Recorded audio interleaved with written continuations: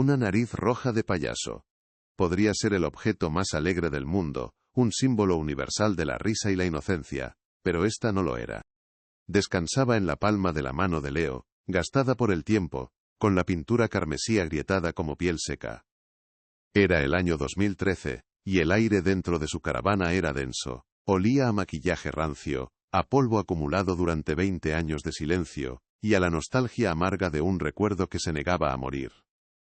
El viejo baúl de su padre, Pipo, estaba abierto ante él, un sarcófago de madera y cuero que había vomitado los fantasmas de una vida que apenas recordaba. Esa nariz, sin embargo, se sentía diferente, pesaba más de lo normal, como si contuviera algo más que espuma, como si guardara el peso de una verdad no contada. El baúl había llegado como una herencia tardía, un paquete sin remitente claro que finalmente lo encontró 2 décadas después de la desaparición. Y con él, el circo.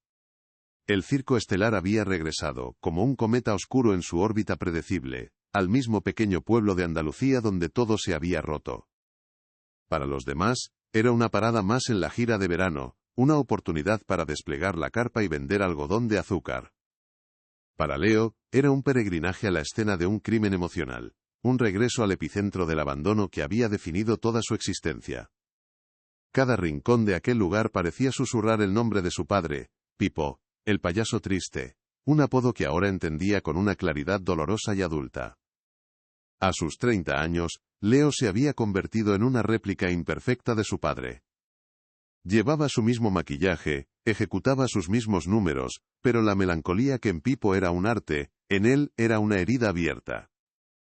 Había crecido a la sombra de una leyenda manchada, creyendo la versión oficial que todos en el circo repetían como un mantra. Su padre, el gran Pipo, los había abandonado por dinero y una mujer. Un acto egoísta que lo convirtió en un paria, en un recuerdo incómodo. Sostener ahora sus pertenencias, oler su loción de afeitado aún impregnada en un pañuelo, era una mezcla tortuosa de anhelo y resentimiento. Este baúl no era un regalo, era una confrontación con el hombre que le había enseñado a sonreír, y luego le había robado el motivo para hacerlo. La nariz seguía en su mano. La apretó, esperando la familiar suavidad de la espuma, pero sus dedos encontraron una resistencia inesperada. Era dura, rígida. Al agitarla junto a su oído, un leve traqueteo, metálico y discreto, rompió el silencio de la caravana. No era el sonido de un juguete. Era el sonido de algo oculto, de un secreto encapsulado en el disfraz más inocente. De repente, la atmósfera nostálgica se evaporó, reemplazada por una corriente eléctrica de suspense. Aquel objeto, que había visto miles de veces en fotografías y en sus propios sueños, ya no era un simple accesorio de atrezo. Era un contenedor, una cápsula del tiempo diseñada para esperar, pacientemente, a que las preguntas correctas fueran formuladas. La imagen se desvaneció y fue sustituida por el ruido y el color de 1993. La feria del pueblo hervía de vida, una cacofonía de música, risas de niños, y el aroma dulce y pegajoso de las manzanas caramelizadas. Pero a un lado cerca de las caravanas donde la magia del circo se desnudaba, otra melodía mucho más discordante cortaba el aire. Era una discusión. Pipo, con la cara a medio maquillar, una lágrima negra pintada bajo un ojo, y la otra mitad de su rostro contraída por la furia, se enfrentaba a señor Valerio, el dueño del circo. La figura paternal y sonriente de Valerio había desaparecido, dejando al descubierto a un hombre de mirada gélida y mandíbula apretada. El choque entre el disfraz de alegría y la cruda realidad de su ira creaba una imagen grotesca y aterradora. Las palabras exactas se perdían en el torbellino del tiempo, pero la esencia de la disputa era inconfundible. No era una simple riña laboral.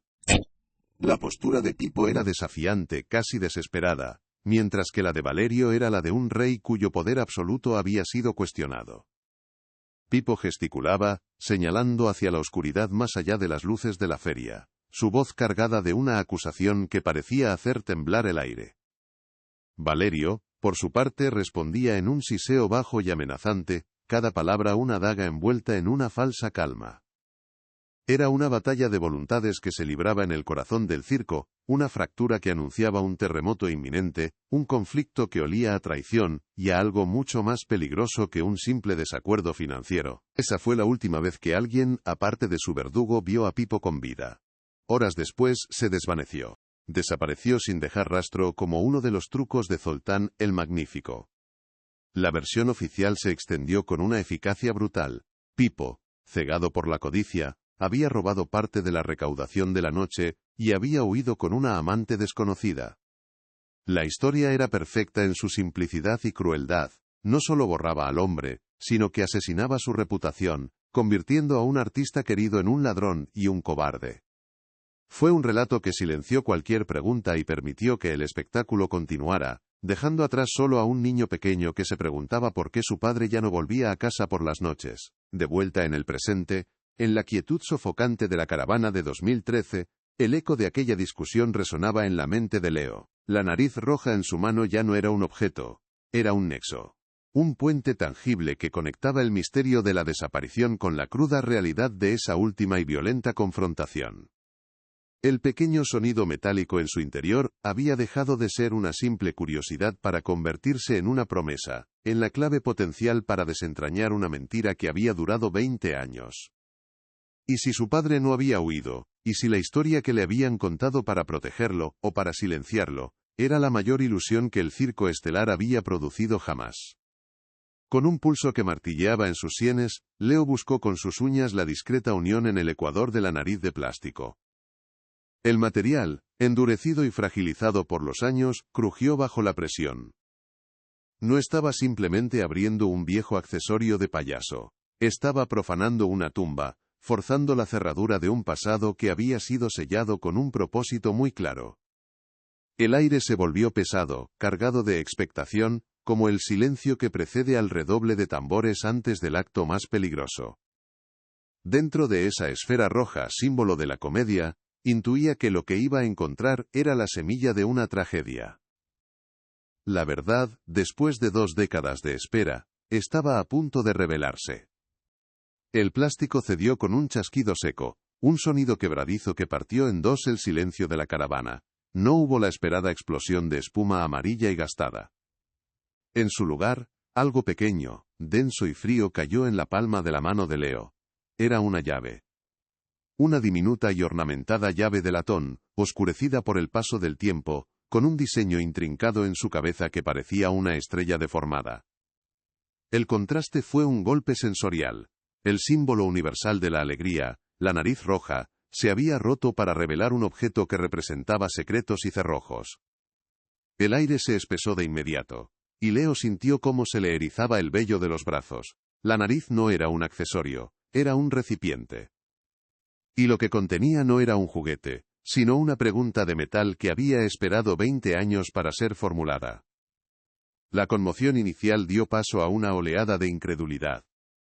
Leo abrió y cerró la mano, sintiendo el peso anómalo de la llave, sus bordes afilados presionando contra las líneas de su vida. ¿Por qué su padre escondería algo así en el corazón de su disfraz, en el epicentro de su identidad como payaso? La versión oficial, la narrativa del abandono por codicia y una mujer, se desmoronó en su mente como un castillo de naipes. Un hombre que huye a toda prisa, no se toma la molestia de ocultar una llave con tanta precisión y simbolismo. Aquello no era el acto de un fugitivo, era el acto de alguien que dejaba un mensaje, una pista deliberada para ser encontrada. Era una cápsula del tiempo, un testamento silencioso que contradecía 2 décadas de mentiras aceptadas. Pipo no había huido sin más. Había dejado algo atrás. El resentimiento que Leo había alimentado durante toda su vida, un veneno lento que había convertido la memoria de su padre en una herida supurante, comenzó a transformarse en una confusión dolorosa. La rabia por el abandono se vio reemplazada por un torbellino de nuevas emociones, curiosidad, miedo, y una extraña y frágil esperanza. Sostener esa llave era como sostener la mano de un fantasma que le susurraba al oído que la historia estaba mal contada. Se sintió como un niño de nuevo, no el payaso melancólico de 30 años, sino el pequeño de 10 que esperaba en la puerta de la caravana. convencido de que su padre volvería en cualquier momento. La llave no solo abría una cerradura desconocida, estaba empezando a forzar la puerta de su propio corazón blindado. Su respiración se volvió errática, un jadeo corto y superficial que no lograba llenar sus pulmones. El olor a maquillaje rancio y a polvo acumulado, que hasta ese momento le había resultado casi reconfortante, ahora le asfixiaba. Se levantó de golpe, tropezando con una pila de viejos programas del circo. La pequeña caravana, su refugio y el único hogar que realmente había conocido, de repente se sentía como una celda. Las paredes parecían encogerse, y los ojos sonrientes de su padre en los carteles colgados le miraban con una intensidad que ya no era nostálgica, sino acusadora. Le estaban retando, preguntándole qué iba a hacer ahora que tenía la verdad, o al menos el principio de ella, en la palma de su mano.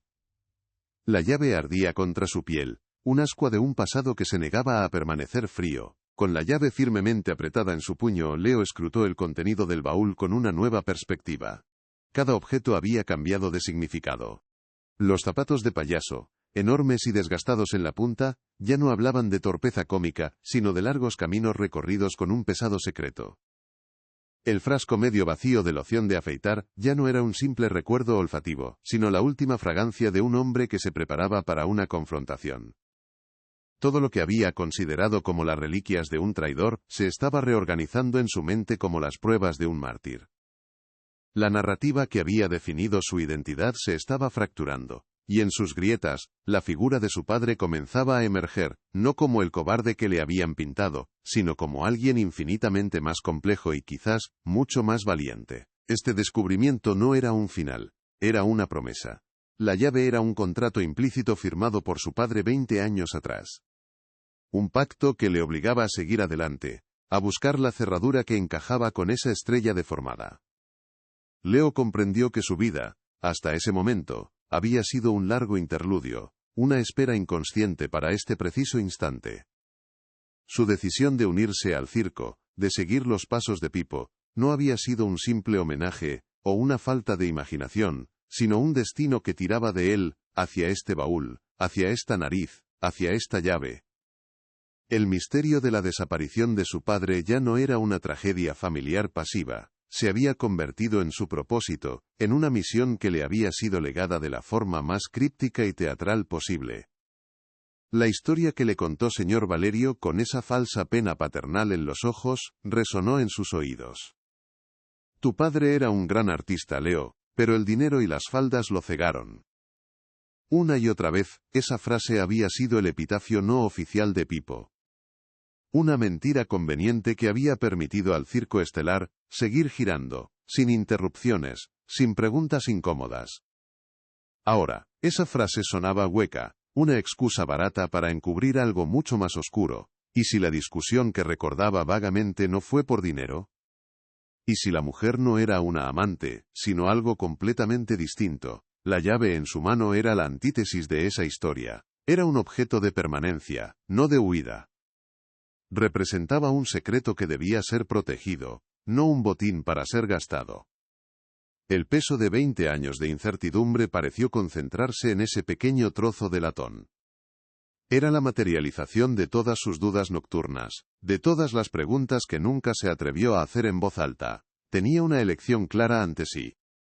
Podía tirar la llave, cerrar el baúl, y seguir interpretando el papel del payaso triste, el hijo abandonado, viviendo en la cómoda miseria de una mentira aceptada. O podía aceptar el desafío de su padre. Podía usar esa llave para abrir una puerta a un pasado que, intuía, estaba lleno de peligros y verdades que la gente del circo había trabajado muy duro por mantener enterradas. La seguridad de su mundo, frágil como era, pendía de esa decisión. Pero, en el fondo, ya sabía que no había elección posible. La ignorancia ya no era una opción. Desde el exterior, llegaron los acordes desafinados de la banda del circo preparándose para la función de la noche, mezclados con las risas distantes de los primeros espectadores. Esa cacofonía, que siempre había sido la banda sonora de su vida, ahora le sonaba siniestra. La alegría forzada de la carpa, las luces brillantes, el olor a algodón de azúcar, todo parecía una fachada, un decorado gigantesco diseñado para ocultar la podredumbre que se escondía tras el telón. El circo ya no era su familia ni su hogar. Se había convertido en un territorio hostil, una jaula dorada llena de cómplices silenciosos, o peor aún, de culpables sonrientes. Cada rostro familiar era ahora el de un sospechoso. Cada sonrisa, una posible máscara. Una nueva energía recorrió su cuerpo, desplazando la melancolía crónica que lo había paralizado durante años. La tristeza por el abandono se estaba calcinando, y de sus cenizas surgía una determinación fría y afilada. Se miró en el trozo de espejo que colgaba de un clavo en la pared. Su rostro, a medio maquillar, era un reflejo del de su padre, la misma lágrima negra pintada bajo el ojo. Pero sus ojos ya no reflejaban resignación. Reflejaban una furia incipiente, una sed de respuestas que no se saciaría con evasivas. Ya no era solo Leo, el hijo de Pipo. Era el custodio de su último secreto, el único que podía buscar justicia. La herencia de su padre no era un disfraz, sino una investigación. Cerró la mano con fuerza, sintiendo cómo los bordes de la llave se clavaban en su piel. El dolor era un ancla, una sensación real, en medio de un torbellino de emociones y recuerdos reescritos. Era un dolor que le daba la bienvenida, porque significaba que estaba despertando de un largo sueño. La pregunta que había definido su existencia ya no era, ¿por qué me abandonaste? Ahora, la única pregunta que importaba era mucho más oscura y peligrosa, ¿qué te hicieron? Sabía, con una certeza que le helaba la sangre, que la respuesta no estaba en un lugar lejano, sino allí mismo, bajo la lona de colores del circo estelar, esperando, al igual que la llave, a que alguien tuviera el valor de buscarla. Primeiro CTA, pero eso era solo el comienzo de lo que estaba por venir. La verdad tiene un precio muy alto, y Leo estaba a punto de descubrir si estaba dispuesto a pagarlo. ¿Y tú, qué harías en una situación así? ¿Crees que soportarías descubrir que toda tu vida ha sido una mentira? Si esta historia ya te ha atrapado, ayúdame a que llegue a más gente. Dale a me gusta, comparte este vídeo, y suscríbete al canal para no perderte ni un solo detalle de esta investigación. Activa las notificaciones, y dime en los comentarios desde qué parte del mundo nos estás viendo. Tu apoyo es fundamental para que podamos seguir desenterrando secretos como este. El circo estelar era un universo nómada, una criatura de lona y luces que se despertaba cada atardecer en un pueblo diferente. En 2013, su llegada a aquel pequeño rincón de Andalucía fue como siempre, un despliegue coreografiado de fuerza y rutina. Los martillos golpeaban las estacas al unísono, las caravanas se alineaban formando una muralla contra el mundo exterior, y el aire se impregnaba del olor a palomitas y serrín. Para los habitantes del pueblo era una promesa de magia efímera. Para los que vivían dentro, era simplemente el engranaje de una maquinaria bien engrasada. Un espectáculo de alegría fabricada que ocultaba una realidad de sudor, óxido y kilómetros de asfalto. El circo era un país sin mapa, con una sola ley. La función siempre debe continuar, sin importar lo que se oculte tras el telón.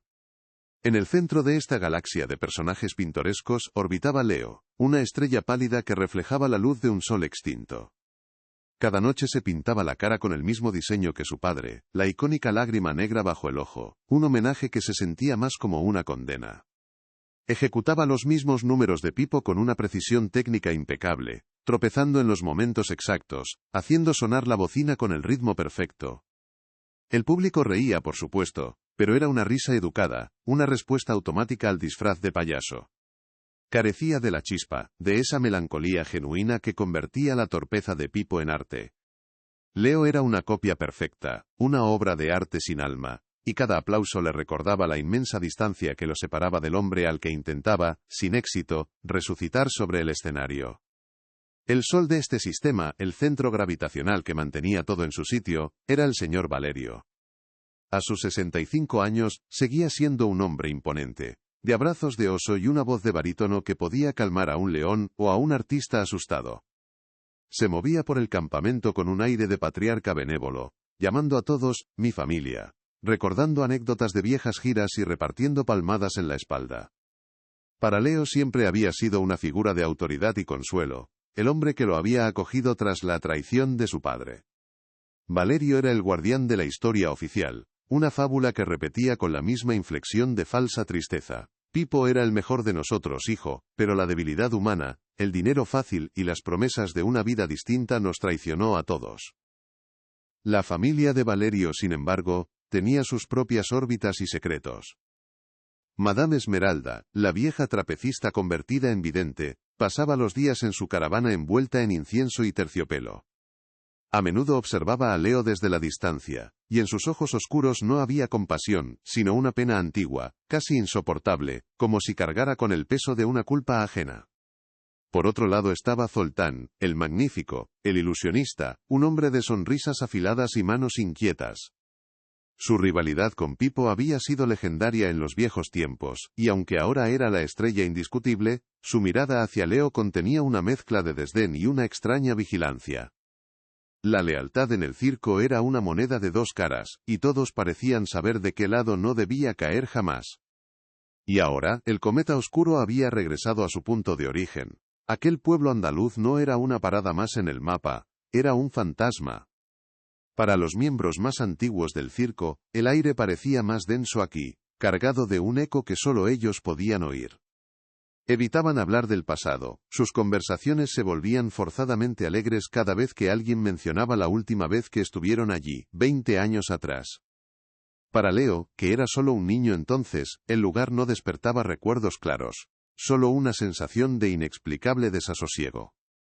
Era como caminar sobre un cementerio sin saberlo, sintiendo el frío de las lápidas bajo la hierba sin comprender de dónde venía.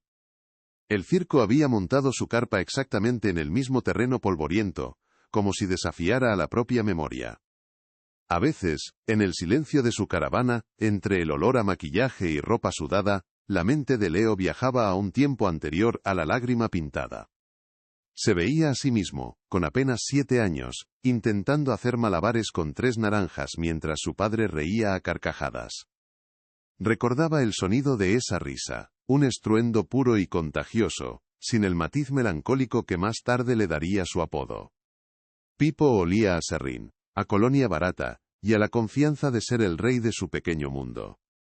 Esos fragmentos de luz eran todo lo que le quedaba, tesoros frágiles que guardaba bajo llave en su memoria, porque sacarlos a la luz era demasiado doloroso. Eran la prueba de que, antes de ser una leyenda rota, su padre había sido simplemente eso, su padre. Esa figura paterna se hizo añicos en 1993. La narrativa del abandono se construyó con una rapidez y una solidez implacables.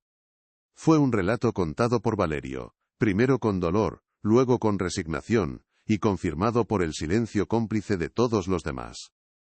Cuando el pequeño Leo preguntaba, las miradas se desviaban, las conversaciones cambiaban de rumbo bruscamente. Madame Esmeralda le leía un futuro brillante en las cartas para distraerlo. Zoltán le decía que se centrara en su propio talento y olvidara a los que no merecen ser recordados. Aprendió muy pronto que preguntar por su padre era un acto de deslealtad hacia la familia que le quedaba, una ofensa al hombre que lo había salvado. Así que dejó de preguntar y empezó a aceptar la historia, dejando que el resentimiento echara raíces en el lugar donde antes había amor. Aquella tarde de 2013, nada parecía diferente. El sol de Andalucía caía a plomo sobre la lona del circo estelar, y la rutina previa al espectáculo se desarrollaba con su habitual y monótona cadencia. Leo se sentaba frente al espejo agrietado de su camerino, sumergiendo el pincel en la pintura negra. Afuera, la música comenzaba a sonar, una melodía alegre y desafinada que prometía un mundo de maravillas. Vio su propio reflejo, el rostro de un hombre de 30 años atrapado en la máscara de otro.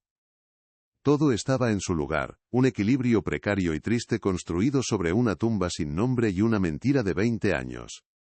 No sabía que, a pocos metros de allí, un paquete anónimo acababa de ser entregado, un viejo baúl de madera que contenía la llave para demolerlo todo. La vida de Leo, antes de la llegada del baúl, era un bucle de melancolía disciplinada. Cada día comenzaba con el mismo ritual frente al espejo agrietado, el frío de la base de maquillaje blanca sobre la piel, el trazo firme del lápiz negro dibujando una sonrisa que sus labios no sentían, y finalmente, la lágrima, esa gota de pintura oscura que era tanto una herencia como una cicatriz. Su caravana, un espacio reducido que olía a ropa sudada y a los fantasmas de la colonia de su padre, era su caparazón. Afuera, el circo se despertaba con una cacofonía de martillazos y ensayos, pero dentro, Leo vivía en un silencio autoimpuesto, un limbo donde el pasado era un país prohibido, y el futuro, una repetición exacta del presente. Era un actor interpretando un único papel, el del hijo del traidor, el payaso que no podía igualar la leyenda. La ilusión de familia era el pilar maestro que sostenía la carpa del circo estelar, y señor Valerio era su arquitecto. Cada mañana en los desayunos comunales, su vozarrón retumbaba con anécdotas de giras pasadas, creando un tapiz de camaradería y lealtad. Sin embargo, bajo esa superficie de afecto patriarcal, corrían corrientes subterráneas de miedo y obediencia.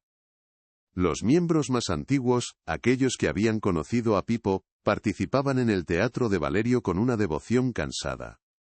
Sus sonrisas no siempre llegaban a sus ojos, y a menudo intercambiaban miradas fugaces que Leo no sabía interpretar. Él era el niño del regimiento, el huérfano adoptado por la tribu, pero siempre sintió una barrera invisible, la conciencia de que su presencia era un recordatorio constante de una herida que la familia había decidido no curar, sino simplemente tapar. Ser el hijo de Pipo era llevar un disfraz invisible sobre el disfraz pintado. Para los espectadores más viejos, que regresaban al circo por nostalgia, su actuación era un eco imperfecto. «Es bueno, pero no es su padre», susurraban entre ellos, y cada murmullo era una pequeña aguja clavándose en su confianza. Para los artistas del circo, su nombre era sinónimo de una traición fundacional. La compasión que le mostraban estaba teñida de lástima, como si fuera la encarnación viviente de un error genético, destinado a repetir la debilidad de su progenitor. Leo había internalizado tanto esta narrativa que ya no luchaba contra ella. Se había resignado a vivir en una sombra, ejecutando los movimientos de un hombre al que amaba y odiaba en la misma medida, atrapado entre el anhelo de su recuerdo y la vergüenza de su legado. Madame Esmeralda era la única que parecía ver más allá de la máscara. Su caravana, impregnada del aroma dulce del incienso y el polvo de viejos terciopelos, era un santuario de silencio. Rara vez hablaban directamente de Pipo, pero sus ojos oscuros y profundos seguían a Leo con una intensidad que mezclaba la culpa y una advertencia velada. A veces, mientras le leía las cartas del tarot, sus dedos nudosos se detenían sobre un arcano y susurraba frases crípticas. «Hay secretos que pesan más que un ancla», o «La verdad, como el sol, quema cuando sale de golpe». Para Leo, estas visitas eran una mezcla de consuelo y desasosiego. Sentía que Esmeralda sabía mucho más de lo que contaba, que su silencio era un pacto doloroso que la estaba consumiendo por dentro, y que, de alguna manera, su destino estaba ligado a la llave que ella guardaba en su memoria. En el otro extremo del espectro estaba Zoltán, el magnífico. Su relación con Leo era de una cordialidad afilada, la de un rey que tolera al príncipe de un linaje depuesto. Zoltán había ocupado el vacío de Pipo, convirtiéndose en la estrella principal del circo estelar, y no perdía oportunidad para recordárselo a Leo de formas sutiles. A menudo le ofrecía consejos sobre su actuación, comentarios que siempre contenían un dardo envenenado. «Tu padre tenía el don, pero le faltaba disciplina. No cometas el mismo error». Su amabilidad era una demostración de poder, una forma de mantener a Leo en su lugar. Leo intuía que el desdén de Zoltán no nacía solo de la rivalidad profesional, sino de algo más profundo, un conocimiento fragmentado de la verdad que usaba como escudo y como arma, asegurándose de que el fantasma de Pipo nunca resucitara para reclamar su corona. El nombre de Pipo era el gran tabú. En el microcosmos del circo, su historia se había convertido en un mito admonitorio. Una fábula sobre la codicia y la deslealtad que se contaba a los recién llegados para asegurar su sumisión. Cualquier intento de indagar más allá de la versión oficial era recibido con un silencio helado, o una reprimenda paternalista de Valerio. «El pasado está para aprender de él, no para revolcarse en el barro», decía zanjando cualquier conversación. Esta amnesia colectiva y forzada había creado una atmósfera de tensión latente. Todos caminaban de puntillas alrededor de ese cráter emocional, fingiendo que no existía, mientras el aire se cargaba con el peso de las palabras no dichas. El circo estelar no era solo un espectáculo de luces y acrobacias, era un monumento al olvido, sostenido por el miedo a que una sola pregunta pudiera derrumbarlo todo. Aquel pueblo andaluz, sin embargo, tenía una memoria más larga que la del circo. Al instalarse, Leo notó las miradas de los más ancianos del lugar, miradas que no solo reconocían al hijo de Pipo, sino que también recordaban la conmoción de su desaparición. Entre esas miradas, una le resultó vagamente familiar, la de un hombre mayor, de andares lentos y ojos increíblemente perspicaces, que se sentaba a menudo en un banco frente al campamento. Era el inspector Morales, ahora jubilado, el hombre que había dirigido la investigación original en 1993. Leo lo recordaba como una presencia sombría de su infancia, haciendo preguntas que nadie quería responder. Verlo allí, observando el circo con la misma intensidad 20 años después, le provocó un escalofrío. Era la prueba viviente de que, más allá de la lona, el caso nunca se había cerrado del todo. Y en medio de esta calma tensa, de esta rutina de silencios y recuerdos reprimidos, llegó el baúl. No fue un evento dramático sino casi burocrático. Un transportista anónimo, con un albarán arrugado, preguntó por el heredero de Pipo. La llegada de aquel objeto fue una anomalía, una pieza de un pasado que se suponía perdido para siempre. Leo vio cómo la noticia recorría el campamento como una descarga eléctrica silenciosa. Vio la mandíbula de Valerio tensarse por una fracción de segundo, la mano de Madame Esmeralda volar a su pecho en un gesto de susto, y la sonrisa de Zoltán vacilar por un instante. El baúl, aún cerrado, ya era un catalizador. Se sentó en medio de su caravana, no como un conjunto de recuerdos, sino como una acusación de madera y cuero, esperando pacientemente a que alguien tuviera el valor de enfrentarse a los fantasmas que contenía. La llave de latón se convirtió en el epicentro de su existencia. Leo pasó horas observándola, sintiendo el frío del metal contra su piel, memorizando cada muesca y la extraña forma de estrella en su cabeza. Ya no dormía. En su lugar, repasaba una y otra vez los últimos días de su padre en aquel pueblo, donde escondería un hombre acorralado algo de vital importancia. No podía ser dentro del circo, un lugar donde la privacidad era una ilusión y la lealtad, una mercancía. Tenía que ser en un lugar fijo, un ancla en el mundo exterior, un sitio que pudiera perdurar 20 años. La idea de una consigna o una caja de seguridad comenzó a tomar forma en su mente, una posibilidad tan lógica que le heló la sangre. Su padre no había improvisado una huida, había planeado meticulosamente cómo dejar atrás un testamento, una prueba que esperaría pacientemente a ser descubierta. Al día siguiente, con la llave oculta en el bolsillo de su pantalón, Leo se aventuró fuera del campamento del circo. El pueblo, bañado por el sol andaluz, parecía el mismo escenario de sus recuerdos fragmentados, pero ahora lo recorría con un propósito diferente. Ya no era el hijo del payaso traidor, sino un investigador privado en el caso más personal de su vida. Su primer destino fue la antigua oficina de correos, donde un funcionario aburrido le informó de que las viejas consignas habían sido vaciadas hacía más de una década. Sintió una punzada de decepción, pero la determinación no flaqueó. Su siguiente parada fue el único banco local, donde la respuesta fue la misma. Cada negativa era una puerta que se cerraba, pero también una posibilidad que se descartaba, acotando el campo de búsqueda, y acercándolo sin saberlo a la respuesta correcta. El peso de la llave le recordaba que no podía rendirse. Fue entonces cuando un recuerdo vago, casi una imagen fantasmal, acudió a su mente. El sonido de un silbato de tren y su padre prometiéndole un viaje que nunca llegó a realizarse. La vieja estación de ferrocarril, en las afueras del pueblo, llevaba años en desuso, un esqueleto de hierro y ladrillo devorado por el tiempo.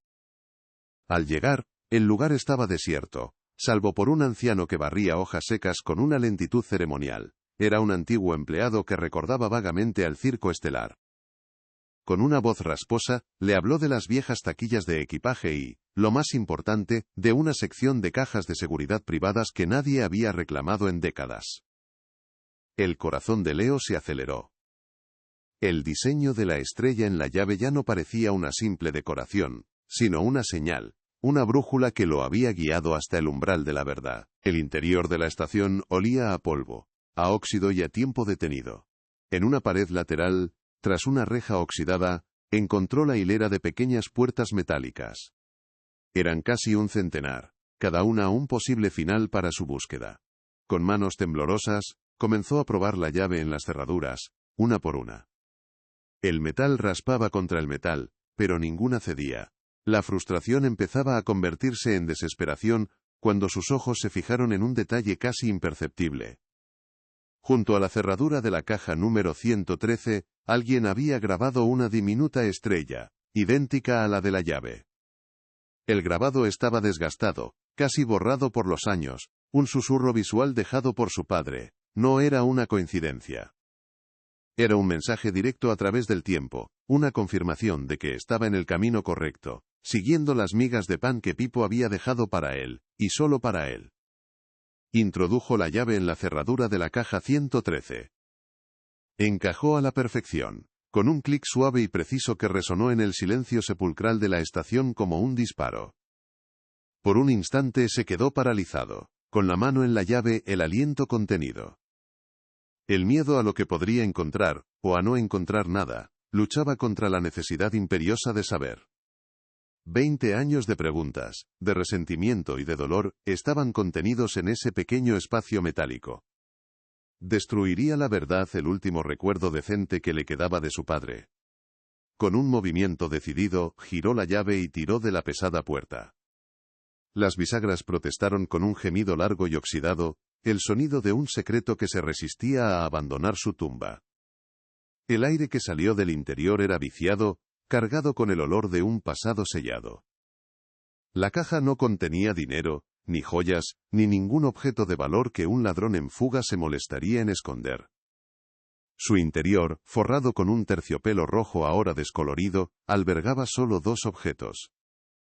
El primero era un pequeño libro de contabilidad de tapa negra, de aspecto anodino pero con un peso inesperado.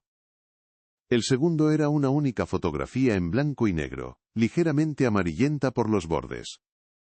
La decepción inicial de no encontrar una fortuna fue reemplazada de inmediato por una certeza abrumadora. Aquello no era el botín de un fugitivo. Era el archivo de un hombre que se preparaba para una guerra. Su padre no había robado nada. Al contrario, había estado recopilando pruebas. La historia oficial, esa mentira conveniente contada por Valerio, se desintegró por completo en ese instante, dejando a Leo ante los escombros de su propia vida. Recogió la fotografía con un cuidado reverencial. La imagen lo golpeó con la fuerza de una revelación. En ella aparecía su padre Pipo, pero sin su maquillaje. Su rostro era el de un hombre tenso, con la mandíbula apretada y una mirada de profunda preocupación. A su lado, de pie, había una mujer joven, de una belleza frágil, a la que Leo no conocía. No se miraban como amantes. La mujer miraba directamente a la cámara, pero sus ojos no posaban, gritaban. Eran dos pozos de puro terror. En su antebrazo, visible justo debajo de la manga de su vestido, se adivinaba un hematoma oscuro y violento. Aquella no era la foto de una escapada romántica. Era la prueba de un cautiverio, un retrato de una víctima junto al hombre que, Leo empezó a sospechar, había intentado desesperadamente salvarla. Dejó la foto a un lado, y abrió el libro de contabilidad. Las páginas estaban cubiertas con la caligrafía pulcra y metódica de su padre, pero lo que contenían no eran cuentas de un negocio legítimo. Eran hileras de fechas, nombres en clave, cantidades y rutas que conectaban diferentes ciudades de España. Málaga, 3 entregas, Halcón. Zaragoza, 1 cargamento, V. Era un lenguaje cifrado, un mapa detallado de una operación clandestina. Aunque no entendía los detalles, comprendió la naturaleza de lo que tenía en sus manos. Este libro era la razón de todo. La discusión con Valerio, la desaparición, la mentira que había durado 20 años. Su padre había descubierto la verdadera cara del circo estelar, una fachada para algo mucho más oscuro, y había pagado el precio más alto por ello. La llave no solo había abierto una caja, había abierto la puerta a una conspiración criminal. Con el libro de contabilidad en una mano y la fotografía en la otra, Leo permaneció inmóvil en el centro de la estación abandonada. El polvo danzaba en los haces de luz que se colaban por las ventanas rotas, iluminando un escenario de decadencia que contrastaba brutalmente con la vibrante y peligrosa verdad que sostenía. El aire viciado ya no olía a tiempo detenido, sino a un secreto guardado a la fuerza. La figura de su padre en la foto, tensa y protectora, y la de la mujer, un retrato del puro pánico, se superponían en su mente con la imagen del payaso sonriente que recordaba. La tristeza que había sentido durante 20 años se evaporó, reemplazada por una rabia fría y lúcida. Ya no buscaba consuelo ni respuestas para un corazón roto, buscaba justicia para un hombre que había muerto luchando. La estación se convirtió en la primera escena de un crimen que ahora le pertenecía. Sabía, con una certeza instintiva, que no podía volver al circo. Su caravana, su único hogar, ya no era un refugio, sino la boca del lobo. Cada rostro familiar era ahora una máscara, y la sonrisa paternal de Valerio, la de un asesino. Guardó el libro y la fotografía en el interior de su chaqueta, sintiendo su peso contra el pecho como si fuera una armadura o una lápida. Al salir de nuevo a la luz del sol, el bullicio del pueblo le pareció lejano, un mundo ajeno que no era consciente de la guerra silenciosa que acababa de declararse. Por primera vez en su vida, se sintió completamente solo, pero también extrañamente poderoso. Tenía un propósito. Necesitaba a alguien que pudiera entender el lenguaje de las pruebas, alguien que no estuviera atado por el pacto de silencio del circo. Y solo un nombre acudió a su mente, el del inspector Morales. Mientras caminaba por las calles adoquinadas, la imagen de la mujer desconocida lo perseguía. ¿Quién era ella? La amante de la que todos hablaban, la excusa perfecta para la huida de su padre, no. La expresión de sus ojos no era la de una cómplice, sino la de una prisionera. El hematoma en su brazo era un grito mudo. Leo empezó a reconstruir a su padre, pieza por pieza, no como el hombre que lo abandonó, sino como alguien que tropezó con una oscuridad demasiado grande. El apodo de Pipo, el payaso triste, adquirió un significado nuevo y devastador. Su melancolía no era un truco escénico, era el peso real de saber la verdad, de intentar proteger a alguien, y de saber que estaba atrapado en una red de la que no podía escapar. Su padre no era un traidor, había sido un héroe solitario, y nadie lo había sabido. Encontró la casa de Morales en una tranquila calle residencial, un pequeño chalet con un jardín cuidado que parecía un mundo aparte del circo. Durante un largo minuto, Leo dudó frente a la puerta de madera, y si el inspector, ahora jubilado, no quería remover el pasado. Y si se reía de sus sospechas, basadas en un viejo libro de contabilidad y una foto ambigua. Pero la alternativa, el silencio, era impensable. Respiró hondo y llamó. La puerta se abrió para revelar a un hombre mayor, más encorvado de lo que recordaba, pero con la misma mirada penetrante y analítica que había intimidado a todo el circo 20 años atrás. Morales lo reconoció al instante. En su rostro no hubo sorpresa, sino una especie de resignación expectante, como si hubiera estado esperando esa visita durante 2 décadas. Sin decir una palabra, Morales lo hizo pasar a un pequeño despacho lleno de libros y viejos archivos. Leo, con las manos temblando ligeramente, colocó el libro de contabilidad y la fotografía sobre el escritorio de madera. El inspector se puso unas gafas, cogió la foto primero y la observó bajo la luz de un flexo. Su expresión se endureció, sus labios se apretaron en una línea fina. Luego, abrió el libro, pasando las páginas con la pericia de quien ha examinado miles de pruebas a lo largo de su vida. El silencio se prolongó durante varios minutos, un silencio denso y cargado de significado. Finalmente, Morales levantó la vista, y sus ojos se encontraron con los de Leo. Siempre lo supe, dijo con una voz grave y cansada. Sabía que nos estaban mintiendo. Pero nunca tuve esto. Nunca tuve la prueba. En ese instante, la búsqueda solitaria de Leo se convirtió en una investigación. Morales le sirvió un café y comenzó a hablar, reconstruyendo el caso original desde la perspectiva policial. Describió la frustración de interrogar a los miembros del circo, un muro de lealtad impenetrable orquestado por Valerio. Todos contaban la misma historia, con las mismas palabras, como si hubieran ensayado un guión. Tu padre se fue con el dinero y una mujer, estaba cansado de esta vida.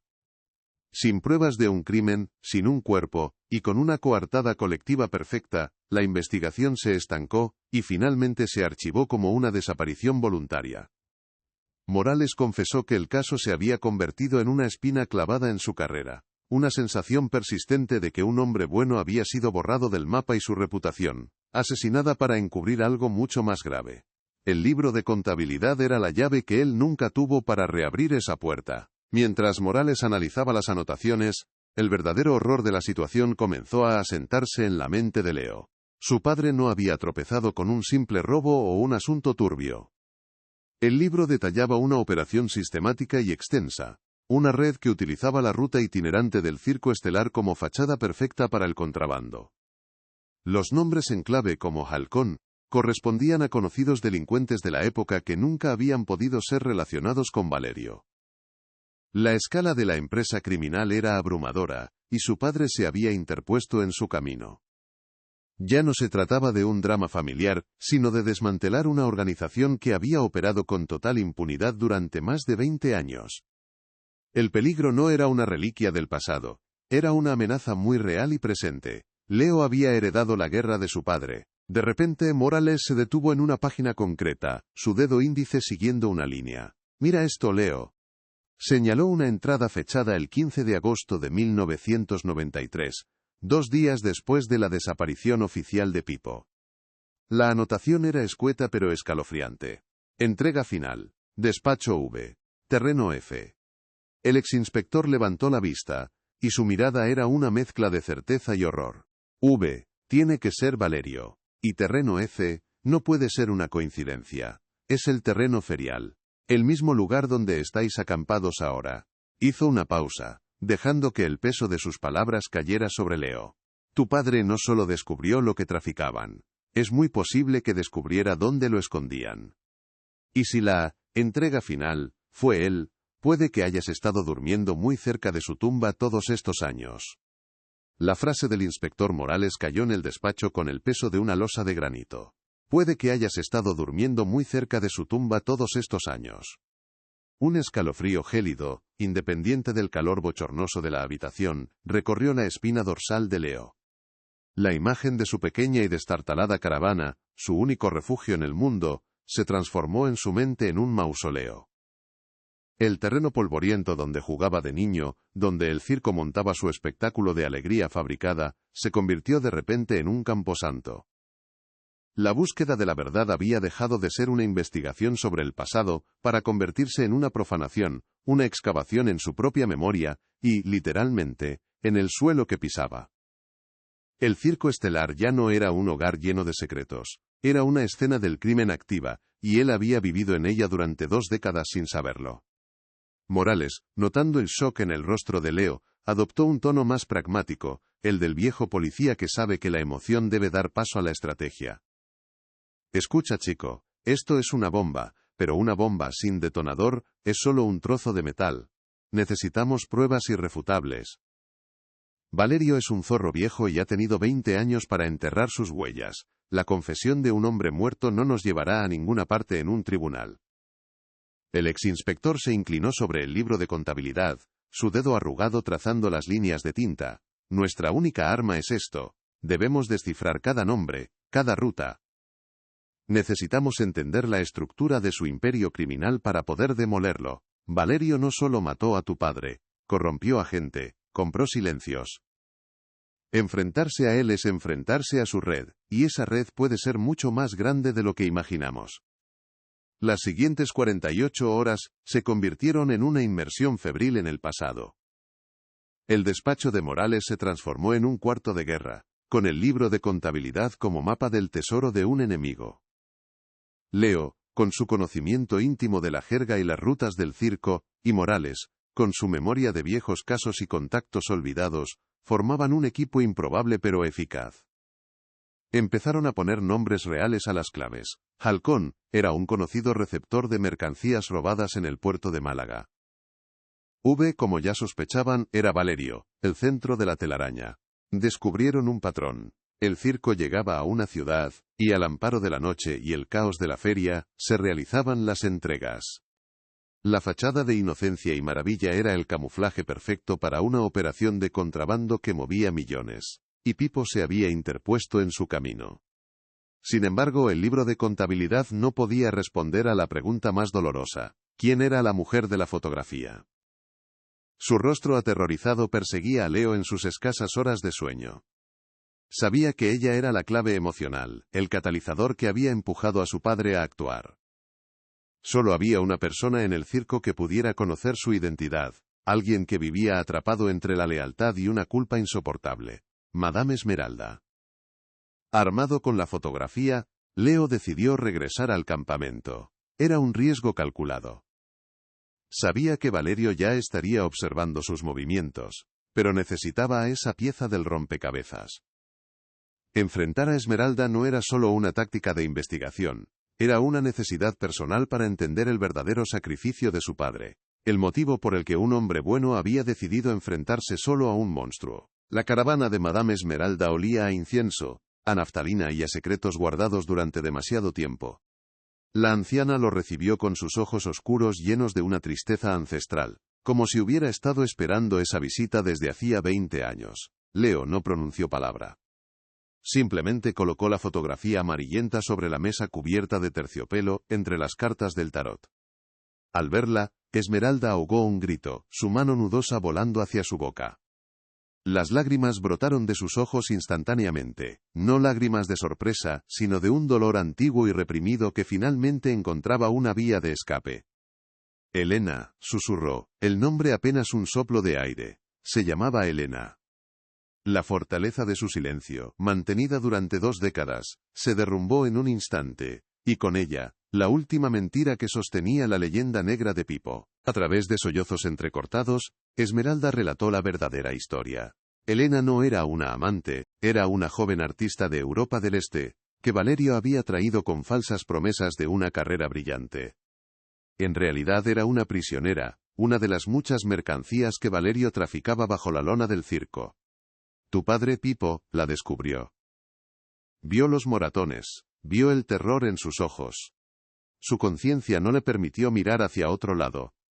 La famosa discusión que todos presenciaron no fue por dinero, fue Pipo exigiéndole a Valerio que liberara a la chica. Le dio un ultimátum, amenazando con ir a la policía con todo lo que había descubierto. Tu padre era el hombre más valiente que he conocido, confesó Esmeralda, con la voz rota por la culpa. Y todos nosotros fuimos unos cobardes por dejarlo morir solo.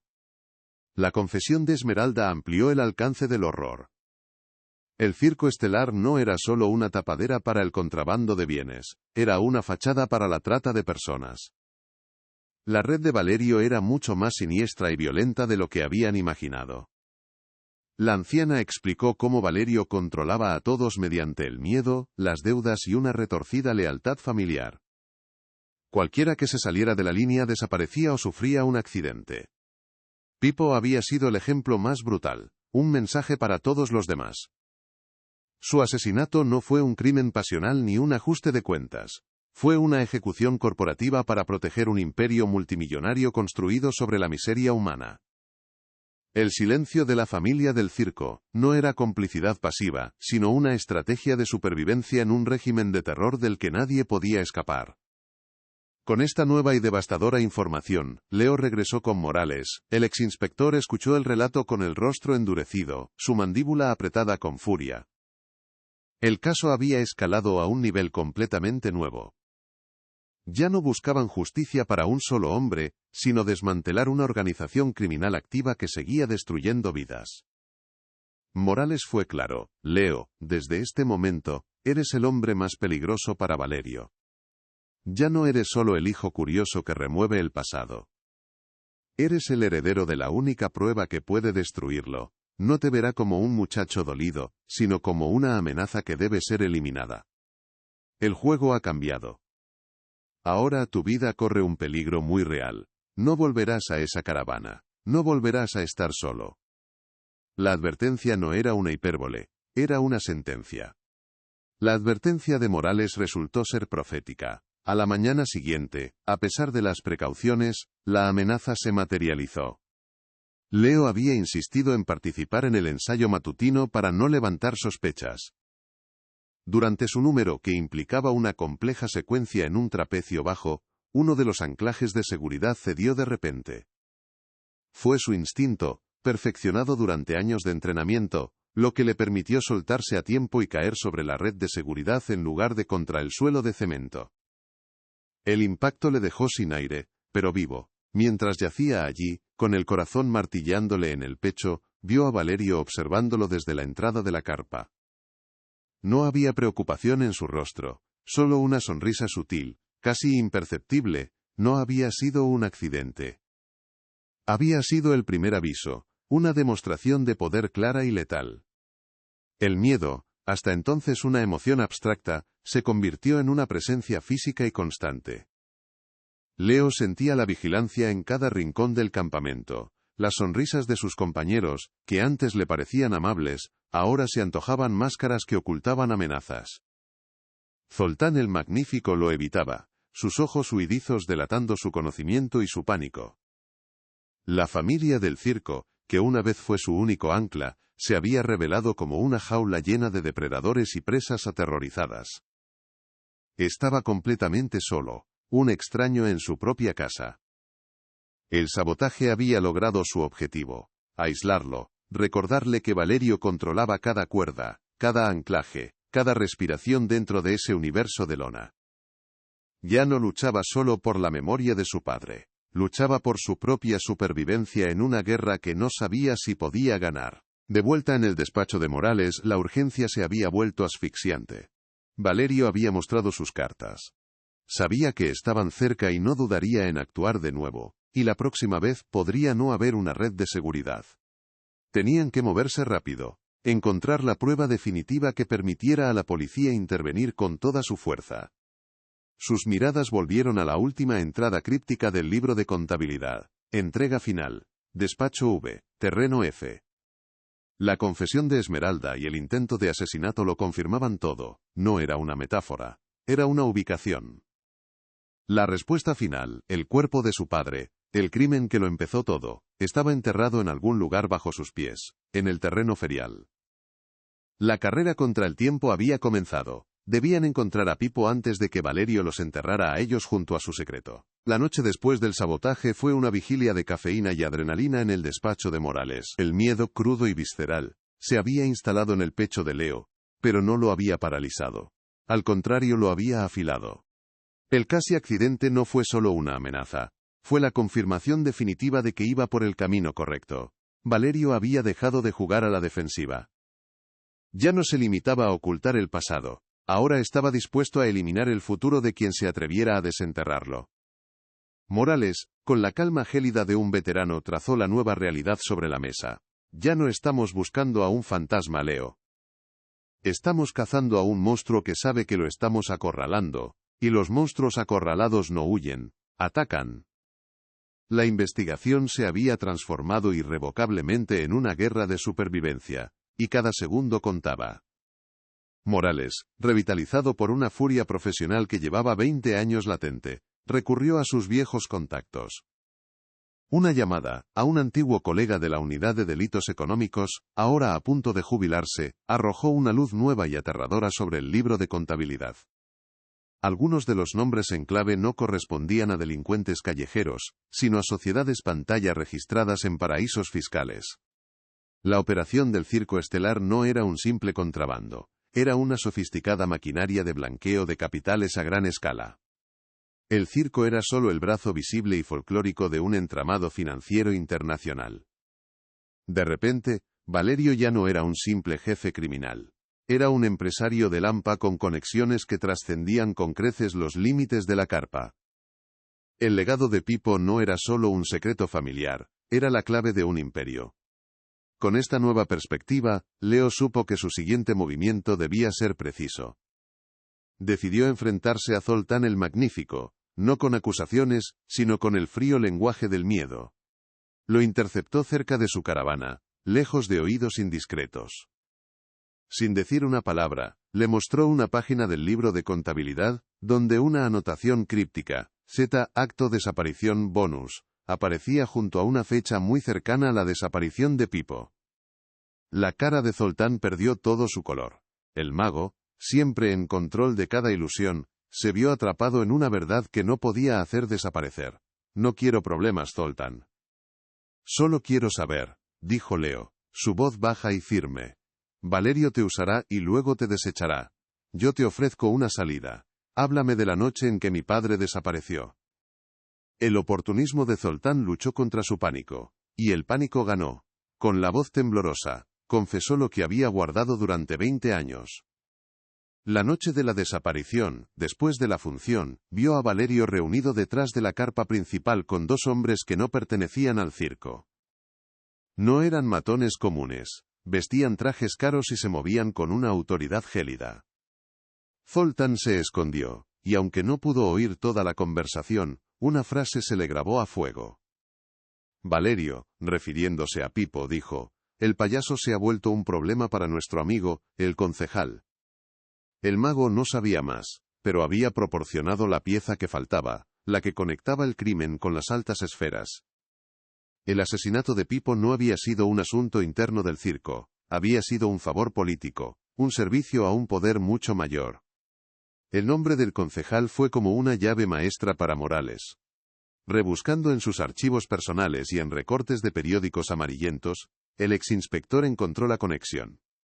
Aquel político, ahora una figura influyente a nivel regional, había sido el responsable de urbanismo en 1993.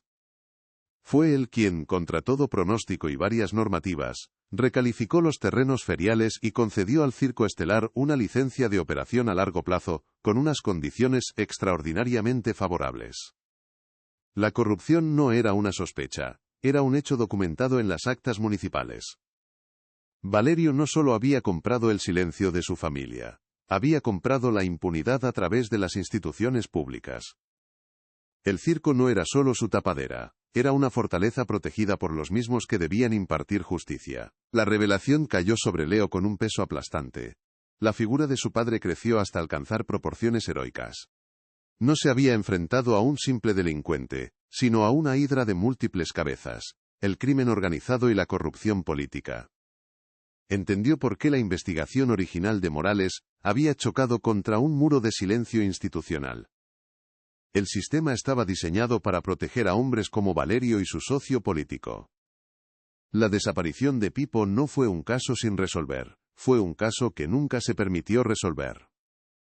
La tristeza de su padre, su famosa melancolía, adquirió un nuevo y trágico significado.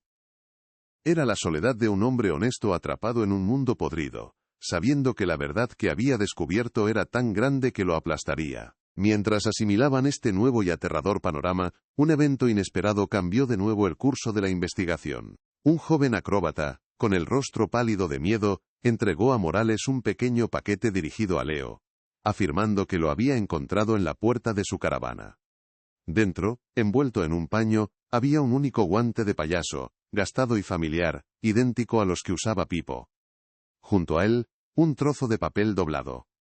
Al desdoblarlo, Leo vio un mapa toscamente dibujado a mano del terreno ferial. No había ninguna nota, solo un círculo trazado con tinta roja en una zona específica, acompañado de un único símbolo, una estrella, la misma que adornaba la llave de latón. Era un mensaje de un aliado silencioso dentro del circo, alguien que arriesgaba su vida para señalar el final del camino. Extendieron el mapa sobre el escritorio, junto al libro de contabilidad. La última anotación, terreno F, cobró un sentido definitivo. El círculo rojo en el mapa designaba una zona apartada detrás de la carpa principal, un lugar que Leo recordaba vagamente, un viejo pozo de agua que había sido sellado con hormigón hacía muchos años, supuestamente por motivos de seguridad. La coincidencia era imposible. El guante, la estrella, el mapa, todo apuntaba a la misma persona, Madame Esmeralda. Era su forma de confesar, lo que no se atrevía a decir en voz alta, su acto final de penitencia. Les estaba dando la ubicación exacta de la tumba de Pipo. La prueba física, la única que podría derribar a Valerio y a su red, estaba a solo unos metros, enterrada bajo 2 décadas de tierra y silencio. La urgencia se volvió casi insoportable. El Circo Estelar tenía programado levantar el campamento y marcharse en menos de 48 horas. Si se iban, la escena del crimen desaparecería con ellos, arrastrada por la carretera hacia otro pueblo, y la oportunidad de encontrar a Pipo se perdería para siempre. Valerio, consciente de la presión, había redoblado la vigilancia. Sus hombres de confianza patrullaban el perímetro constantemente, sus miradas buscando a Leo en cada sombra. No podían acudir a la policía local, ahora sabían que era un nido de avispas controlado por los aliados de Valerio. Estaban solos, con el tiempo en su contra y un enemigo que controlaba todo el tablero de juego. La única opción que les quedaba era la más arriesgada. Morales, con la determinación de quien no tiene nada que perder, esbozó un plan desesperado. La noche de la última función, mientras la música, los aplausos y las luces del espectáculo mantuvieran a todos distraídos, ellos actuarían. Usarían la cacofonía del circo como camuflaje para su propia operación clandestina. Necesitarían herramientas para romper el hormigón y cavar. Y, lo más peligroso de todo, necesitarían que Leo se infiltrara de nuevo en el campamento, un lugar donde su cabeza tenía precio, para guiarlos hasta el punto exacto señalado en el mapa. Era una misión suicida, una incursión en territorio enemigo con la esperanza de encontrar los restos de un mártir. Pero era la única jugada que les quedaba en una partida que estaban a punto de perder. Leo aceptó sin dudarlo. El miedo seguía ahí, un nudo helado en su estómago, pero ahora estaba cubierto por una capa de resolución inquebrantable. Su viaje, que había comenzado con la apertura de un viejo baúl, había llegado a su clímax. Ya no se trataba solo de limpiar el nombre de su padre, o de calmar el dolor de su propio abandono. Se había convertido en una obligación moral, una deuda con todas las víctimas de Valerio, con Elena, y con el hombre valiente que lo había dado todo por intentar hacer lo correcto. La noche final del Circo Estelar en aquel pueblo no sería un espectáculo de despedida, sería una exhumación.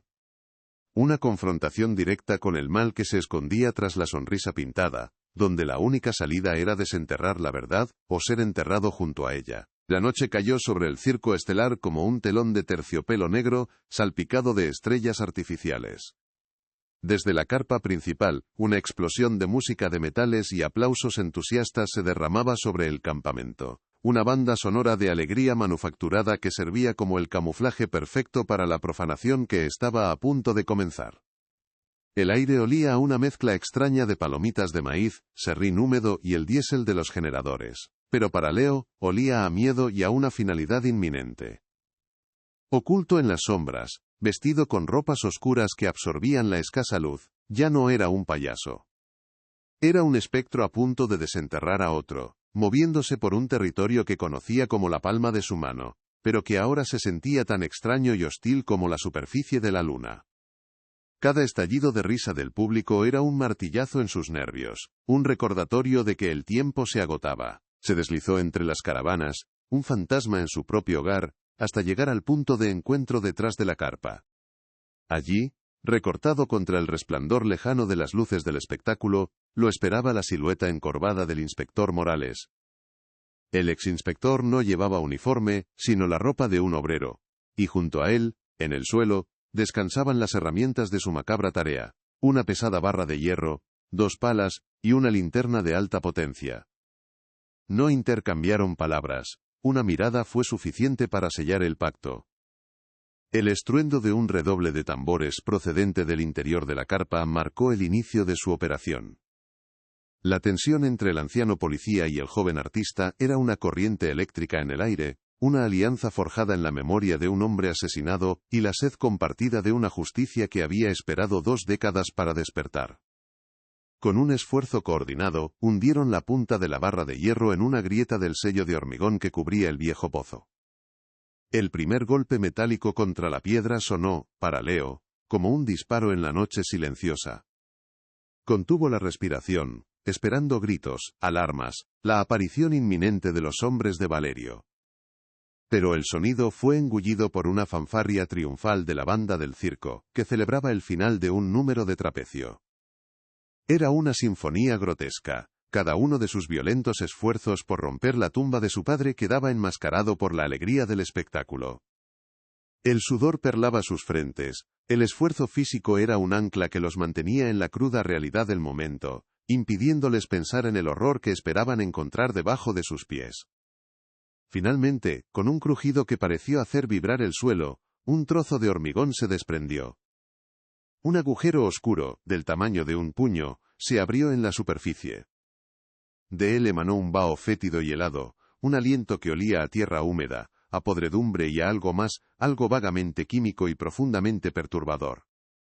Era el olor de un secreto que se había descompuesto lentamente en la oscuridad, el perfume inconfundible de la muerte largo tiempo contenida. Morales se apartó, tosiendo, mientras Leo se arrodillaba, el corazón martillándole contra las costillas con una fuerza dolorosa. Ya no había dudas. Aquel no era un pozo sellado por seguridad, era un sarcófago de cemento, y acababan de profanar su sello. La verdad, o lo que quedaba de ella, estaba a solo unos metros bajo tierra. Morales enfocó el potente haz de la linterna en la abertura, y Leo se asomó al abismo. La luz cortó la oscuridad, revelando un caos de escombros, tierra y basura que se habían acumulado a lo largo de los años. Empezaron a retirar los trozos de hormigón con las manos, ampliando el agujero con una urgencia febril. El ruido de sus propias respiraciones jadeantes se mezclaba con el eco distante de la voz del presentador anunciando el siguiente acto. Con la abertura lo suficientemente grande, Leo introdujo una pala, sintiendo cómo se hundía en la tierra blanda y húmeda. Cada palada era una tortura, una mezcla de esperanza y terror. ¿Qué encontraría? ¿Huesos? ¿Restos irreconocibles? ¿O la prueba definitiva que daría sentido a toda su vida de dolor y de ausencia? Entonces la pala golpeó algo que no era ni piedra ni tierra. Produjo un sonido sordo y blando. Dejando la herramienta a un lado, Leo metió la mano en el agujero, sus dedos hundiéndose en el lodo frío.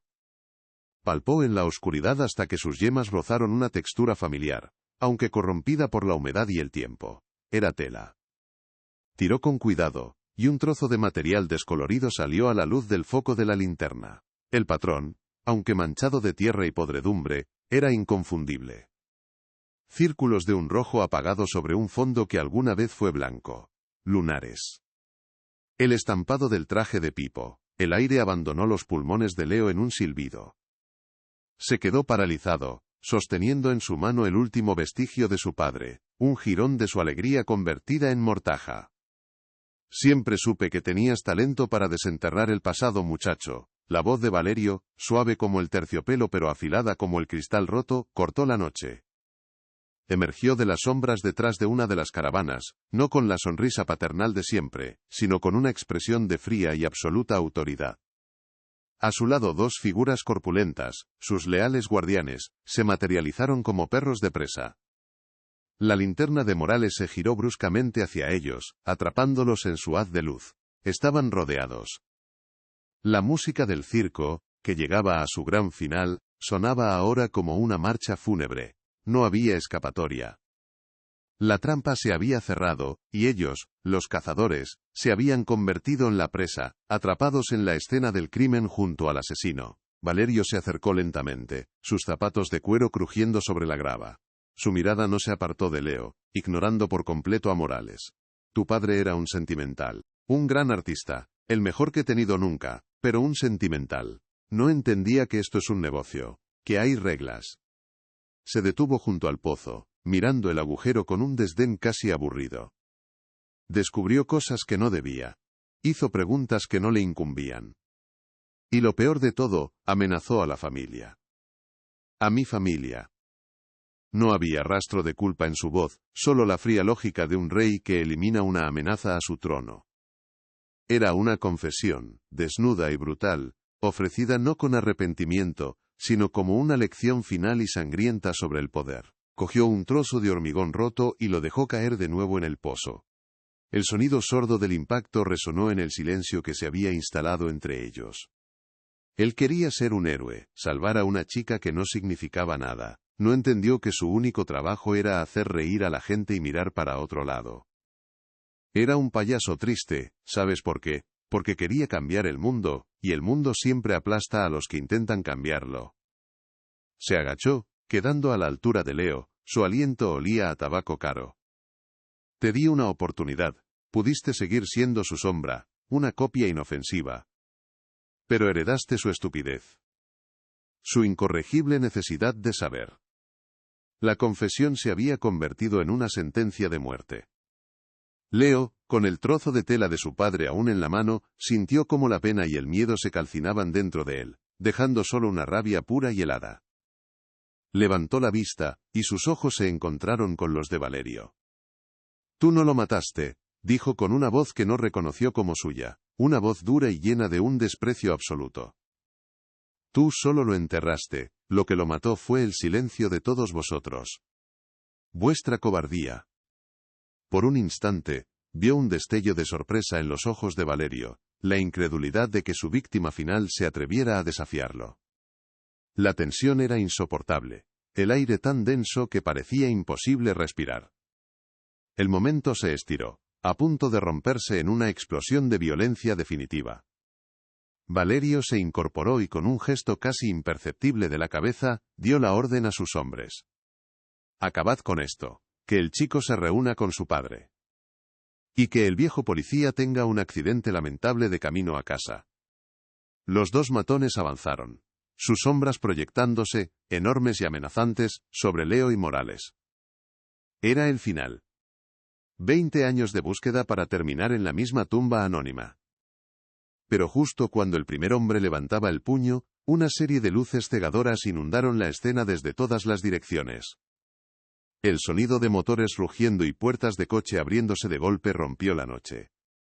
Voces autoritarias gritaron: «¡Policía! ¡No se muevan!». Desde la oscuridad que rodeaba el campamento, emergieron no 2 o 3 agentes locales, sino una docena de miembros de la Guardia Civil, armados y equipados con chalecos antibalas. Morales sonrió por primera vez en toda la noche, una sonrisa cansada pero triunfante. Su llamada a Madrid no había sido solo para obtener información. Había puesto en marcha un plan B, un seguro de vida. Había contactado con la unidad central operativa, saltándose a toda la corrupta cadena de mando local. Sabía que Valerio no era un pez pequeño, y había decidido pescar con una red mucho más grande. El circo, la fortaleza de Valerio, acababa de ser sitiada por una fuerza que no podía controlar ni comprar. El caos fue breve y eficiente. Los hombres de Valerio, sorprendidos, no ofrecieron resistencia. El propio Valerio se quedó inmóvil, su rostro una máscara de incredulidad y furia impotente, mientras su imperio se derrumbaba a su alrededor, en cuestión de segundos. Un agente le leyó sus derechos, el sonido monótono de la legalidad rompiendo el hechizo de impunidad que lo había protegido durante décadas. Mientras le ponían las esposas, sus ojos buscaron a Leo por última vez. En ellos no había remordimiento, solo el odio frío de un rey destronado. El sonido metálico y definitivo de las esposas cerrándose fue el aplauso final, la única justicia posible para el legado del payaso triste, cuya verdad, finalmente, había salido a la luz. El arresto de señor Valerio rompió el hechizo que había mantenido al circo estelar cautivo durante 2 décadas. Mientras los agentes de la Guardia Civil se llevaban al patriarca destronado, cuya expresión de furia impotente era más aterradora que cualquier confesión, el resto de los miembros del circo emergieron de sus caravanas y de detrás de la carpa. Sus rostros eran un mosaico de incredulidad, miedo y, en algunos de los más antiguos, un inconfundible y amargo alivio. La música del espectáculo había cesado abruptamente, dejando un silencio neestestvenni, solo roto por el crujido de las radios de la policía y el murmullo colectivo de una familia que acababa de presenciar la decapitación de su rey. Leo permaneció de pie junto al pozo, con el trozo de tela de su padre en la mano, sintiendo cómo el torbellino de adrenalina y rabia daba paso a un vacío abrumador. La verdad había salido a la luz, pero su resplandor era frío y desolador, iluminando las ruinas de todo lo que una vez había llamado hogar. A la mañana siguiente, bajo un sol que parecía indiferente a la tragedia, un equipo forense se hizo cargo de la escena del crimen. Su trabajo era metódico, silencioso y respetuoso, un marcado contraste con la excavación frenética y desesperada de la noche anterior. Centímetro a centímetro, retiraron la tierra y los escombros del pozo hasta que, finalmente, los restos de un hombre salieron a la luz. Estaban envueltos en lo que quedaba de un traje de payaso de lunares, una mortaja grotesca que confirmaba la identidad de la víctima más allá de toda duda. Junto al esqueleto, encontraron un pequeño objeto metálico oxidado. Una bocina de payaso, el instrumento de comedia que había sido silenciado junto con su dueño. Para Leo, que observaba desde la distancia junto a Morales, ver aquellos huesos era a la vez una tortura y una liberación. Ya no era un fantasma. Era su padre, y por fin podía volver a casa. Con la evidencia irrefutable del cuerpo y la contabilidad detallada del libro negro, el muro de negación de Valerio se derrumbó. Su confesión, grabada en una fría sala de interrogatorios, no fue un acto de arrepentimiento sino de arrogancia final. Detalló el asesinato de Pipo como si fuera una simple decisión de negocios, una eliminación de un activo problemático. Explicó cómo había utilizado el pozo sellado como tumba, convencido de que el movimiento constante del circo era la coartada perfecta. En un último intento de demostrar su poder, implicó a toda su red, desde el concejal corrupto hasta los receptores de mercancías en varias ciudades, creyendo que la magnitud de la conspiración la haría increíble.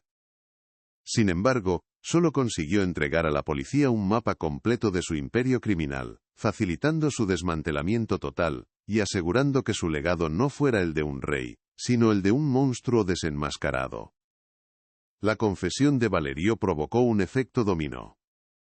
Zoltán, el magnífico, enfrentado a cargos de complicidad, cambió su lealtad con la misma rapidez con la que realizaba sus trucos. Se convirtió en el testigo estrella de la fiscalía, narrando con detalle la cultura de miedo y control que Valerio había impuesto, y corroborando el encuentro con el concejal la noche del asesinato. Su testimonio, aunque motivado por el puro instinto de supervivencia, fue crucial para conectar el crimen del circo con la corrupción política, llevando a la detención y posterior condena del influyente político.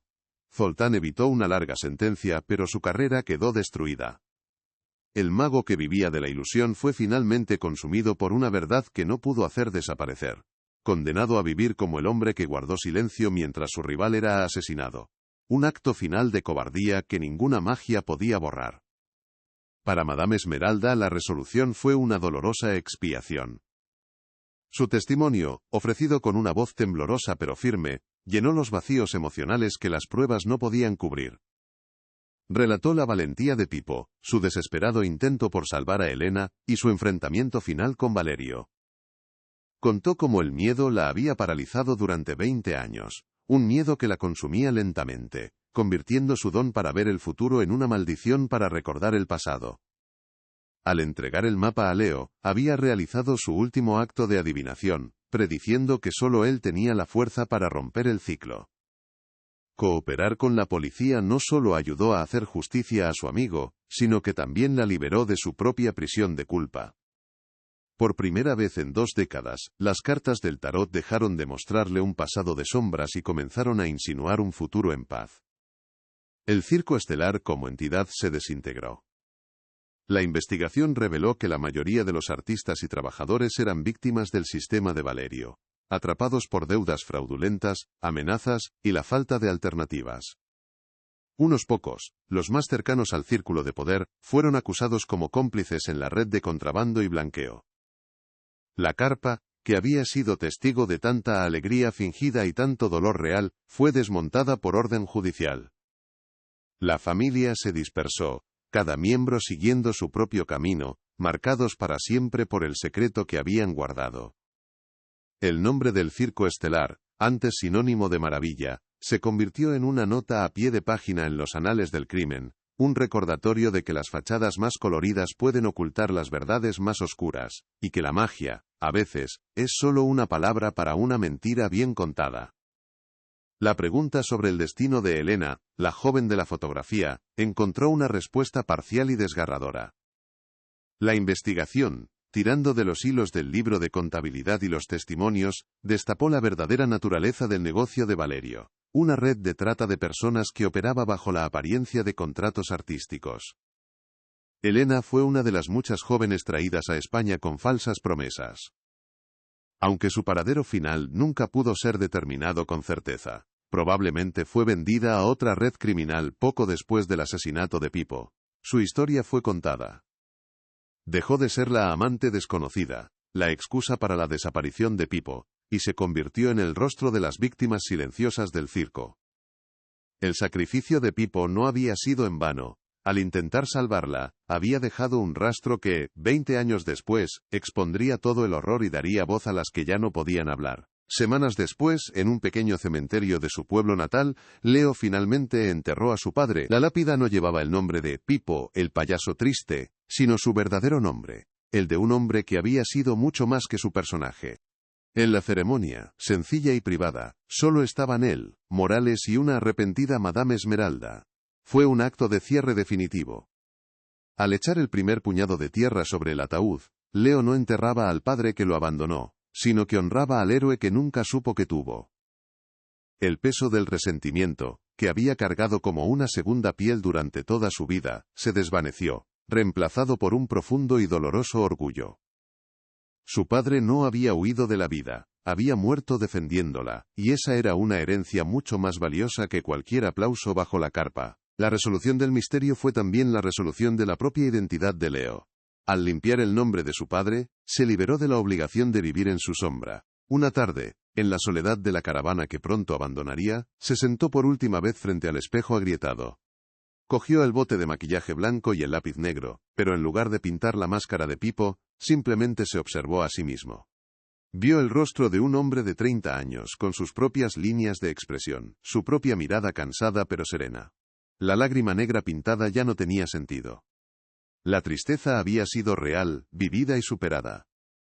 Con un paño, se limpió un último resto de maquillaje de la mejilla, y por primera vez, se sintió completo, no como la copia de un payaso, sino como el hijo de un hombre valiente. Para el inspector Morales, el cierre del caso fue la culminación de una carrera. La espina que había llevado clavada durante 20 años fue finalmente extraída. Aunque oficialmente estaba jubilado, la Guardia Civil le otorgó un reconocimiento especial por su perseverancia y dedicación incansable a la justicia.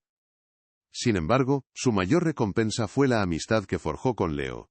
Vio en el joven la misma integridad y tenacidad que había admirado en su padre.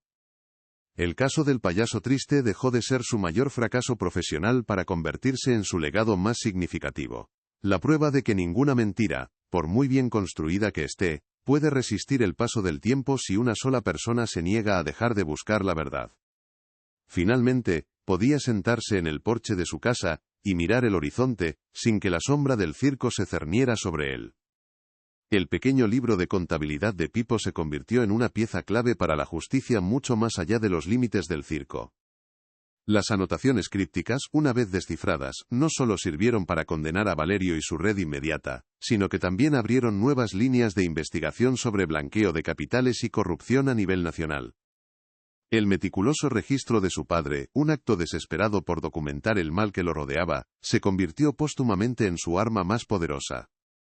El legado de Pipo no fue solo el de un artista querido o un héroe trágico, fue el de un ciudadano que, armado únicamente con un bolígrafo y su conciencia, asestó un golpe mortal a una maquinaria criminal que operaba con total impunidad.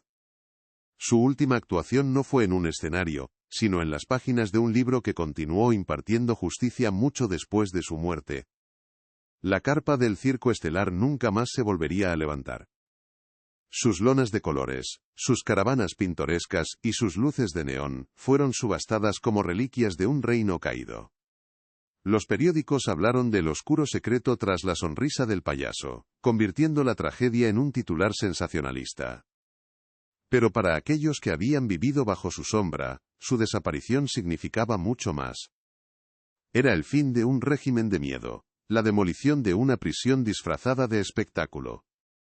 El terreno ferial, antes escenario de un crimen y una tumba anónima, fue finalmente purificado. Con el tiempo, la hierba volvería a crecer sobre el pozo sellado, no para ocultar un secreto, sino para sanar una herida, borrando el último rastro físico de un imperio construido sobre la explotación y la mentira. Meses más tarde, lejos del olor a serrín y del eco de los aplausos, Leo encontró un nuevo comienzo. Se estableció en una pequeña ciudad costera, trabajando en un modesto teatro local, no como payaso, sino como tramoyista, feliz de estar detrás del telón. Una tarde, mientras caminaba por la playa, sacó de su cartera la única foto que conservaba de su padre, una imagen en blanco y negro de un hombre joven, sin maquillaje, sonriendo a la cámara con una alegría genuina, de antes de que la tristeza se convirtiera en su apodo. Leo le devolvió la sonrisa. El legado del payaso triste no era la melancolía, sino la prueba de que incluso en el lugar más oscuro, un solo acto de valentía puede encender una luz que, aunque tarde 20 años, finalmente ilumine el camino a casa. Y por primera vez en su vida, Leo se sintió completamente libre. El circo se había marchado, pero su fantasma permanecía. Meses después de que las luces se apagaran para siempre, Leo a menudo sentía el olor a serrín en la brisa marina de su nuevo hogar. La verdad, había descubierto, no era un bálsamo que curaba todas las heridas. Era más bien un cirujano implacable que amputaba la parte infectada, dejando una cicatriz limpia pero permanente. El resentimiento hacia su padre se había evaporado, reemplazado por un orgullo tan profundo que a veces le dolía físicamente. Ya no era el eco de una leyenda rota, el hijo de un traidor o la sombra de un payaso. Por primera vez en su vida, era simplemente Leo, un hombre cuya historia no comenzaba con un abandono, sino que terminaba con un acto de justicia. El silencio que ahora llenaba sus días, no era el de la ausencia, sino el de la paz ganada a pulso. En una pequeña caja de madera sobre su mesita de noche, guardaba las dos mitades rotas de la nariz de payaso. Ya no era un objeto de misterio, sino una reliquia. Un símbolo de cómo la alegría más inocente puede ser utilizada para ocultar la oscuridad más profunda. A veces la tomaba en sus manos, uniendo las dos piezas de plástico carmesí, como si intentara reconstruir un mundo que ya no existía. Aquella nariz había sido el comienzo de todo, el catalizador que había desenterrado una tragedia. Ahora, sin embargo, representaba algo más. Era el testamento de su padre, la prueba de que incluso en la desesperación, había encontrado una manera de dejar atrás una semilla de verdad, una cápsula del tiempo diseñada para esperar al único hijo que sabía que, algún día, volvería a casa para hacer las preguntas correctas y encontrarla. El legado del payaso triste trascendió los titulares locales. El libro de contabilidad de Pipo, meticuloso y detallado, se convirtió en la piedra de Rosetta, para desmantelar una red criminal que las autoridades ni siquiera sabían que existía. El caso del Circo Estelar destapó una trama de corrupción y trata de personas que se extendía por todo el país, implicando a empresarios y políticos que se creían intocables. El nombre de Pipo, antes manchado por una mentira conveniente, fue citado en los tribunales como el de un héroe cívico. Su pequeña y solitaria rebelión, su negativa a mirar hacia otro lado, había provocado una avalancha. El hombre que solo quería hacer reír a los niños, terminó por hacer temblar los cimientos de un imperio criminal, demostrando que el acto de valentía más pequeño puede tener el eco más duradero. Leo finalmente entendió la melancolía de su padre. No era una pose artística ni una debilidad de carácter, era el peso insoportable de la conciencia. Era la tristeza de un hombre bueno obligado a sonreír mientras el mundo a su alrededor se pudría. Era saber que la carpa bajo la que actuaba cada noche era también una jaula para almas inocentes.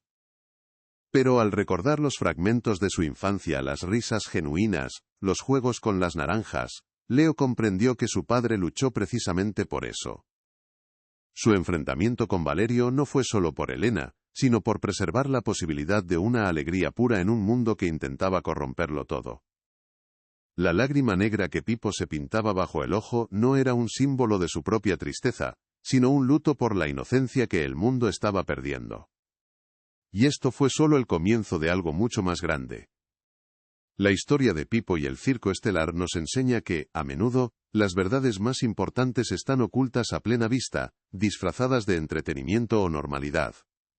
¿Cuántas historias como esta siguen esperando a ser contadas? Si este viaje te ha conmovido, y quieres seguir descubriendo los secretos que se esconden tras el telón, te pido que nos apoyes.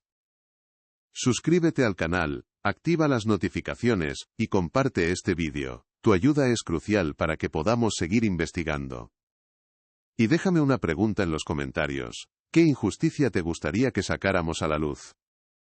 Juntos, podemos ser la voz de aquellos que fueron silenciados. La palabra familia había adquirido un nuevo significado para Leo. La que había conocido en el circo era una construcción basada en el miedo y el silencio cómplice, un pacto de supervivencia que se desmoronó en cuanto su líder cayó. La verdadera familia, aprendió, se forja en la lealtad y la verdad compartida. La encontró en la figura de un policía jubilado que se negó a dejar morir un caso, y en el gesto valiente de una anciana vidente que arriesgó con acento agudo todo para señalar una tumba. Un día recibió una postal de Morales desde un tranquilo pueblo de montaña. No había texto, solo una foto del exinspector sonriendo, con el mar de fondo. Era un mensaje claro. Ambos habían encontrado su paz, liberados de los fantasmas del circo, unidos para siempre por la memoria de un hombre al que honraron juntos. La justicia, se dio cuenta Leo, no siempre es sinónimo de cierre. Ver a Valerio y a sus secuaces tras las rejas trajo una sensación de victoria, pero no borró el dolor ni resucitó a los muertos. La verdadera resolución no estaba en la condena de los culpables, sino en la restauración de la verdad. Estaba en devolverle a su padre su nombre, su dignidad y su historia. Estaba en darle una voz a Elena y a las otras víctimas anónimas de la red. La mayor victoria no fue encerrar a un monstruo, sino liberar a todos los que habían vivido en su sombra, incluido él mismo. La justicia al final no fue un veredicto en un tribunal, sino la capacidad de poder contar la historia correcta, en voz alta y sin miedo, permitiendo que la memoria de un hombre bueno finalmente descansara en paz. Una tarde, mientras ayudaba a montar el decorado para una obra infantil en el teatro local, Leo se vio reflejado en un trozo de espejo. Por un instante, casi esperó ver la cara blanca y la lágrima negra de Pipo. Pero solo vio su propio rostro, el de un hombre con algunas canas prematuras en las sienes y una mirada serena. Ya no era una copia, ni una sombra, ni un legado. Había salido de detrás de la máscara de su padre para encontrar su propia identidad, una forjada no en el aplauso del público, sino en la difícil y solitaria búsqueda de la verdad. Se dio cuenta de que el mayor homenaje que podía hacerle a su padre no era imitar sus pasos sobre el escenario, sino vivir la vida honesta y valiente que a él le habían arrebatado, una vida donde las sonrisas no tuvieran que ocultar ninguna lágrima. Al final, la historia del payaso triste no es una sobre la tristeza, sino sobre la inquebrantable fuerza de la verdad. Nos recuerda que algunas mentiras, por muy elaboradas y protegidas que estén, tienen una fecha de caducidad, y que los secretos enterrados bajo tierra nunca mueren del todo. Simplemente esperan, pacientes, a que alguien con el coraje suficiente coja una pala y empiece a cavar, sin importar el tiempo que haya pasado, ni el precio que haya que pagar por desenterrarlos. Porque cada verdad revelada, por dolorosa que sea, es una luz que se enciende en la oscuridad, un acto de rebelión contra el olvido, y la prueba definitiva de que ninguna tumba puede contener para siempre el eco de un hombre bueno.